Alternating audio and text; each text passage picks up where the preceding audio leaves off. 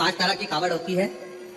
पांच तरह की कावड़ में पहली कावड़ होती है एक सामान्यता में, आनंद में, अलमस्त, कंधा पर कावड़ का जल लिया 2 लोटा, भगवान का भजन करते करते आराम से चल रहे हो, जल आराम से कहीं डाली पर कोई ऊंचे स्थान पर कहीं रख कर विश्राम भी कर लिया, रास्ते में कुछ खा भी लिया, पानी भी पिया, अलमस्त होकर चलते चलते शिव नाम लेते लेते बोल बम बोल बम बोल बम चलते। सामान्यता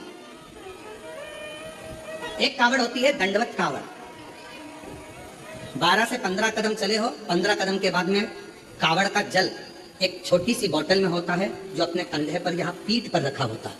सामने से दंडवत करी, फिर आगे बढ़ते चले जाओ, फिर 12, 15, 20 कदम चलने के बाद फिर एक दंडवत कर लो, 20 कदम चलने के बाद फिर एक दंडवत करी जाती है, प्रणाम किया जाता है, दंडवत का। एक होती है डाक कावड़। डाक कावड़ का मतलब क्या होता है? 24 घंटा जैसे हमारे यहाँ रामचरितमानस के लिए वर्णन किया जाता है, अखंड रामायण देखिए। अखंड रामायण जानते हो ना सब लोग? अखंड रामायण का मतलब होता है दोपहर में 12 बजे चालू हुई है तो दोपहर में 12 बजे के पहले उसका विराम, 12 बजे तक उसका विराम होना चाहिए, 24 घंटे के अंदर वो विराम। डाक कावड़ का मतलब यही होता है। इस कावड़ को जहां से भरा जाता है वहां से लेकर 24 घंटे के अंदर जहां जाना है मंजिल पर, जिस मंदिर तक, जिस देवालय तक, शिवालय तक जाना है, 24 घंटे के अंदर वो पहुंचना चाहिए। चाहे तुम दौड़कर जाओ, भागकर जाओ, लेकर जाओ, पर 24 घंटे के अंदर वो पहुंचती है। और एक होती है खड़ी कावड़। खड़ी कावड़ किसको कहते हैं? खड़ी कावड़ में तुम मंदिर, तुमने जल लिया गंगा जी का, तो आपने जल लिया माँ सीवन का, आपने जल लिया माँ सरयू जी का, मंदाकिनी का, यमुना जी का, क्षिप्रा जी का, नर्मदा जी का।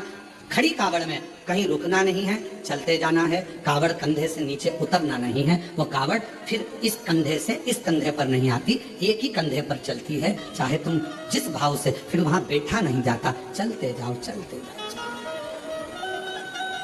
चलते।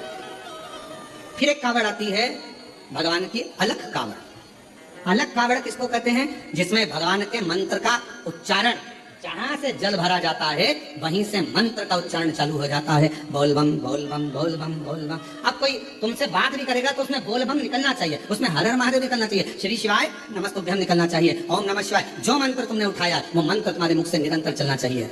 तो कई माताएं उसको बोलती हैं, आगे बोलो बोल बम, पीछे वाले बोल बम, खाने वाले, पीने वाले, चलने वाले, आने वाले, सोने वाले, आते बोले, जाते बोले।